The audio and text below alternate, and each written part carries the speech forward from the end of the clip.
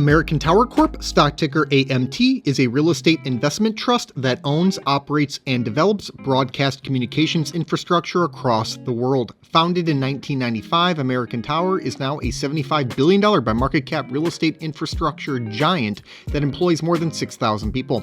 The company's main tower portfolio includes approximately 224,000 communications sites, with more than 43,000 in the US and roughly 180,000 internationally. American Tower also operates a portfolio of 28 data centers across 8 different markets in the US. We have a pretty simple business model here. American Tower erects, then rents out vertical antenna sites to service providers. Service providers sign multi-year leases in order to access towers and install their equipment. This equipment is necessary to carry out services such as telephony, mobile data, radio, and broadcast television. In addition, after the acquisition of CoreSite Realty Corporation in late 2021, American Tower owns and operates interconnected data center facilities. American Tower expects this acquisition to enhance the value of its existing tower real estate through emerging edge computing opportunities. Regardless of exactly how that plays out, 5G and IoT are converging to make American Tower's infrastructure more necessary and important than ever before. I say that because of increasing data consumption and the importance of latency. I'll give you a quick example of what this looks like. An average smartphone user might consume somewhere around 10 gigabytes per month in mobile data. On the other hand, a self-driving car, for example, is thought to use somewhere around 4 terabytes of data per day. Not only that, a self-driving car requires low latency for data accuracy, which would make, say, space-based internet delivery difficult to realize in the real world. We're talking about orders of magnitude increases in data consumption. Of course, self-driving cars won't be populating cities tomorrow, and it's an extreme example, but auto infotainment systems, which already consume a lot of data, have arrived. And the way in which our various everyday devices are becoming more interconnected, i.e. IoT, translates into escalating demand for access to high-speed data in absolute terms across society. Furthermore, American Tower has a unique advantage built right into the business model. It comes down to the way in which its real estate can be easily leveraged. And this is unlike any other kind of real estate out there. Once a tower is built, there is a lot of available scalability in terms of bringing on additional tenants. Each tower is a bit of a compounding money machine for American Tower. Adding tenants, equipment, and upgrades results in much higher returns per tower as revenue is added with minimal incremental cost. That is what you might call the secret sauce for the business. When you have thousands of these compounding money machines built out across the world, it's not hard to imagine how the entire enterprise has become a compounding money machine. That shows up in American Tower's revenue, profit, and dividend. To date, the company has increased its dividend for 13 consecutive years, and what a blistering start American Tower has gotten off to, with its 10-year dividend growth rate of 20.3%, blowing pretty much every other REIT out of the water. It's highly unusual to see a REIT grow a dividend that fast, as REITs are primarily slow growth income plays.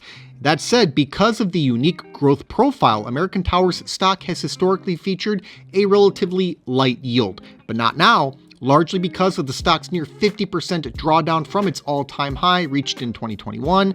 The yield has risen to 4%. That's nearly twice as high as the stock's own 5-year average yield of 2.1%. Now, the stock has fallen on the back of macroeconomic concerns as well as worries about a slowdown in growth. What this market recalibration has done is it's raised the yield in order to compensate for any possible drop in growth.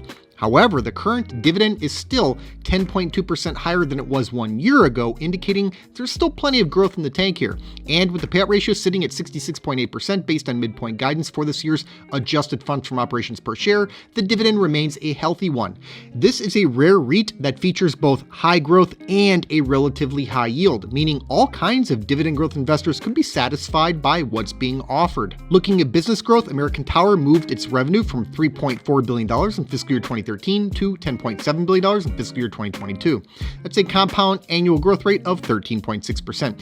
Excellent top-line growth, obviously. However, when it comes to REITs, it's imperative to look at profit growth on a per-share basis.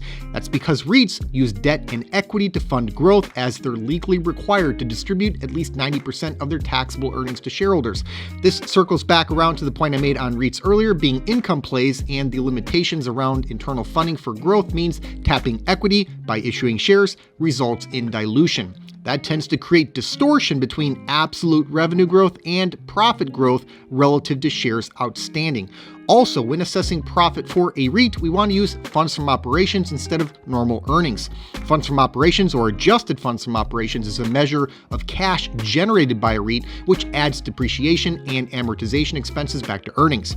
American Tower's adjusted funds from operations per share grew from $3.68 to $10.12 over this period, which is a compound annual growth rate of 11.9%. Not quite as impressive as revenue growth, and the 16% increase in the outstanding share count over this period definitely acted as a headwind. Still, we can clearly see a business that is posting up double-digit growth. For a REIT, this is actually quite prolific. Looking forward, CFRA currently does not have a 3-year adjusted fund from operations per share growth projection for American Tower.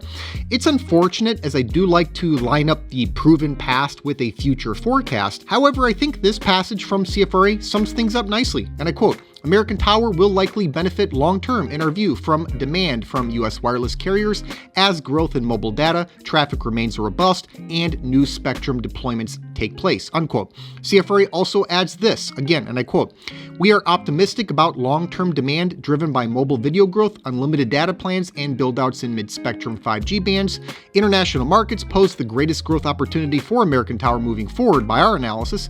4G penetration remains moderate in many international markets, such as Latin America, currently about 50%, and Africa, around 15%. American Tower will continue investing significantly in these regions through both tower acquisitions and new builds, in our view," unquote. So we have long-term growth drivers in place, continued build-outs of infrastructure in places that lack it, supported by solid ongoing demand for what's already in place because of mobile data traffic growth. That's a pretty nice setup for American Tower. It's more of the same, and the same is already great. American Tower's own guidance for this fiscal year 2023 is basically calling for a flat year, and some consolidation after a brisk run is not concerning. I see quite a bit of wiggle room for American Tower in terms of its growth, as the market has already discounted less business growth and adjusted the share pricing downward.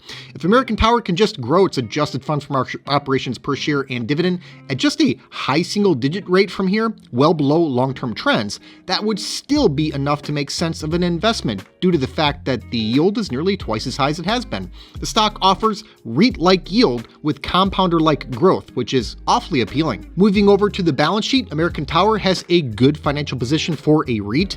There is $67.2 billion in total assets against $54.8 billion in total liabilities. American Tower's credit ratings are in investment-grade territory, albeit at the low end: BBB- S&P, BBB+ Fitch, and Baa3 Moody's. Another common measure for a REIT's financial position is the net debt to EBITDA ratio, which is 5.4 for American Tower as of the end of the last full fiscal year. That's fairly standard. I typically see REITs range from 3 to 7 on this ratio, which would put American Tower somewhere in the middle. I prefer to see something lower, say around 3 or 4, but I'm not troubled by this number. American Tower isn't putting up the blistering growth it used to, but it's still a top-shelf REIT, benefiting from a long demand runway for its infrastructure. And with economies of scale, switching costs, and entrenched infrastructure, the company does benefit from durable competitive advantages. Of course, there are risks to consider: litigation, regulation, and competition are omnipresent risks in every industry. A REIT's capital structure relies on external funding for growth, which exposes the company to volatile capital markets through equity issuances and interest rates through debt issuances. Adding to the rate conversation, higher rates can hurt this particular business model twice over. Debt becomes more expensive to take on and service, and equity can become more expensive because income-sensitive investors have alternatives, which puts downward pressure on the stock price. American Tower's international footprint offers more growth opportunities, but it also exposes the company to currency exchange fluctuations, idiosyncratic market dynamics, and geopolitics. Customer concentration is a risk, as 3 major telecommunications companies account for over half of the company's revenue.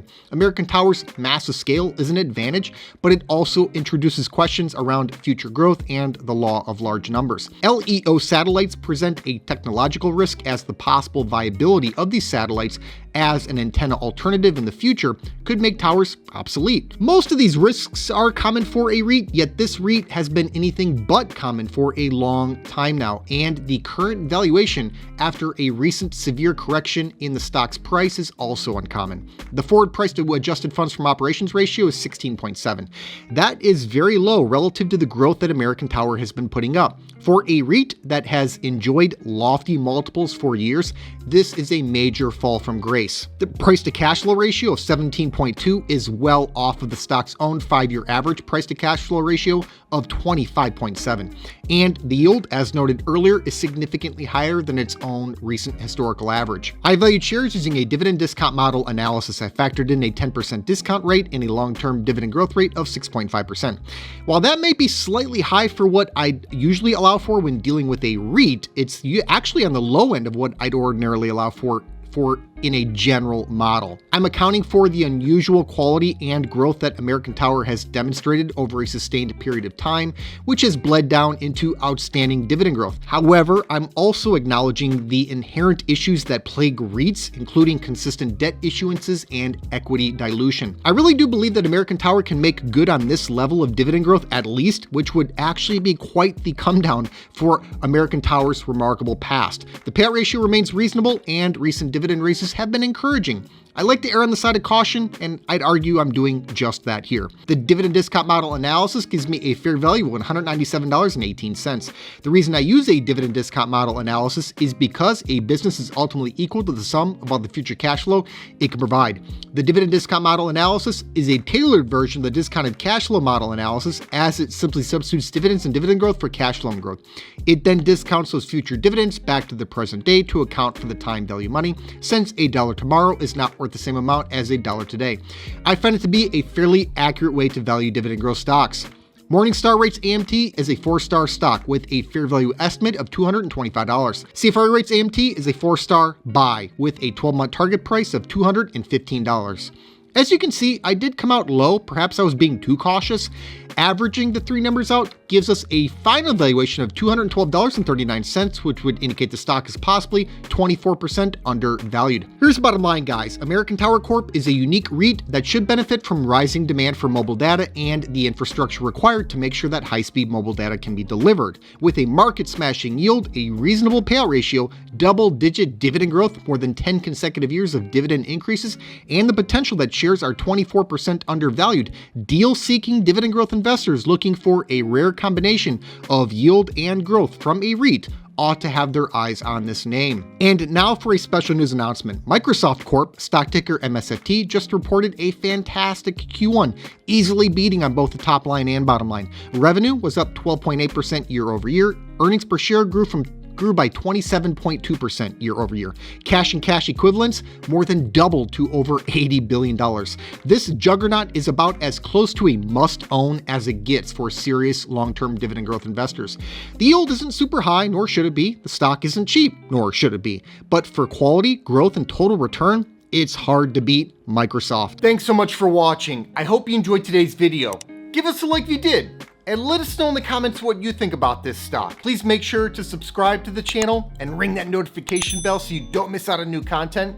Also take a look at the description box below for some important links, including the link to my personal stock portfolio. This 6-figure portfolio, which I call the Fire Fund, generates enough passive dividend income for me to live off of. It allowed me to retire in my early 30s. I made my portfolio entirely accessible over a Patreon, and I also post alerts there whenever I buy or sell stock. I put my money where my mouth is and am often invested in the same high quality dividend growth stocks that I make videos on. Over the years, I've heard from thousands of investors who've been profiting from many of the same exact stocks that I own. So if you think this is something that you could benefit from as well, check out the link in the description to see my portfolio and start getting my buy and sell alerts. I'll see you next time.